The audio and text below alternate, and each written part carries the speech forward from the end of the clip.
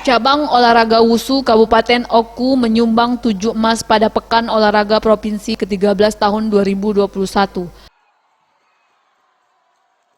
Ketua Cabang Olahraga Wusu Kabupaten Oku mengatakan, jumlah perolehan medali emas tersebut melebihi dari target sebelumnya, yakni 5 emas, sama seperti Pekan Olahraga Provinsi ke-12 di Kota Prabu Muli lalu.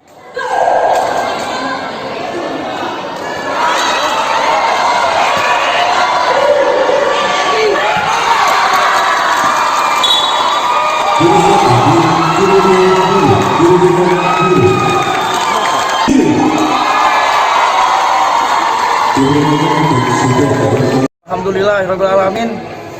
Hari ini pada hari terakhir pertandingan cabur wusu di Porprov ke-13 Sumsel, kontingen Oku berhasil meraih total 7 emas, yang berarti sampai saat ini wusu Oku telah menyumbang emas terbanyak untuk semua dibandingkan semua cabur lainnya sementara ini.